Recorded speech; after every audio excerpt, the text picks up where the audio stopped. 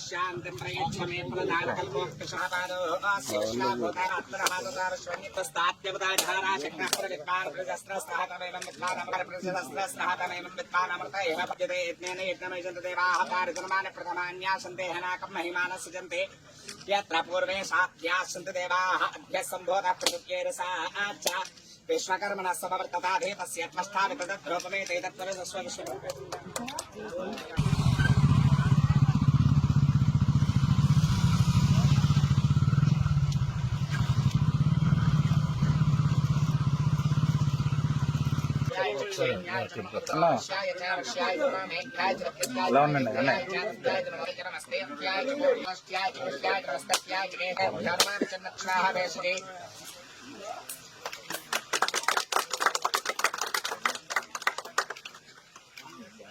మరి దయవుంచి రైతాంగం కూడా ఆలోచన చేయండి. 5 సంవత్సరాలు మీ వంక కన్నెత్తి చూడనటువంటి వైసీపీ మనకు అవసరమా?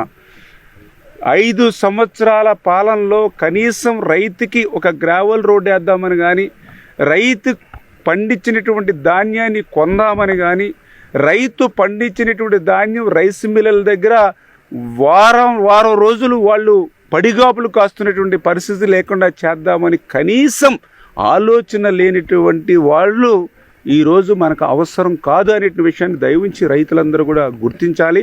అంచేత రేపు రాబోయే రోజుల్లో రైతులందరూ కూడా ఏకపక్షంగానే ఈ యొక్క తెలుగుదేశం, జనసేన, బీజేపీ ప్రభుత్వానికి ఉండాలని చెప్పి కూడా మరొక్కసారి మీ ద్వారా కూడా తెలియజేసుకుంటూ, ఈరోజు కూడా మనం చూస్తాం, ఈరోజు అంతా కూడా ఈరోజు కూడా ఏదైతే ఈవేళ మరి జాతీయ మీడియాలో కానీ అదేవిధంగా మన మీడియాలో కానీ చూస్తూ ఉంటే నిజంగా ఈ యొక్క వక్స్ బిల్ పట్ల జగన్మోహన్ రెడ్డి యొక్క డబుల్ స్టాండర్డ్ రాజకీయం ఏంటనేది ఈవేళ మరొక్కసారి ప్రజలందరికీ కూడా తేటతెల్లమైనటువంటి పరిస్థితి.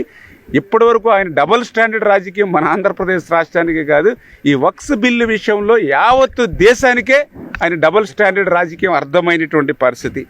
ఏదైతే ఎన్డీఏకి బలం ఉన్నటువంటి లోక్సభలోనేమో వ్యతిరేకిస్తాడు, ఏదైతే ఈ బిల్లుకు అత్యంత కీలకమైనటువంటి రాజ్యసభలోనేమో అదే బిల్లుకు అనుకూలంగా ఓటేసినటువంటి పరిస్థితి వైఎస్ఆర్సీపీది.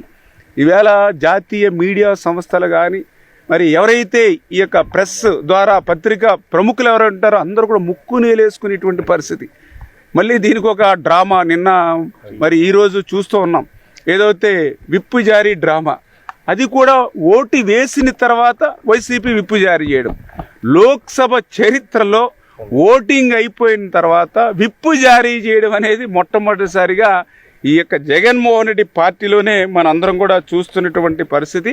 అంటే నిన్నటి దాకా ఏదైతే వక్స్ బిల్లును వ్యతిరేకిస్తున్నారని కౌర్లు చెప్పినటువంటి వ్యక్తి ఈరోజు సైలెంట్గా రాజ్యసభలో అదే బిల్లుకి మద్దతు ఇచ్చినటువంటి పరిస్థితి ఈరోజు మనందరం కూడా చూసాం. జగన్మోహన్ రెడ్డి ఆదేశాలతోటే మరి ఈరోజు ఆ వక్స్ బిల్కి ఆ రాజ్యసభలో మరి మద్దతు ఇచ్చినటువంటి పరిస్థితి చూసినటువంటి స్థితి.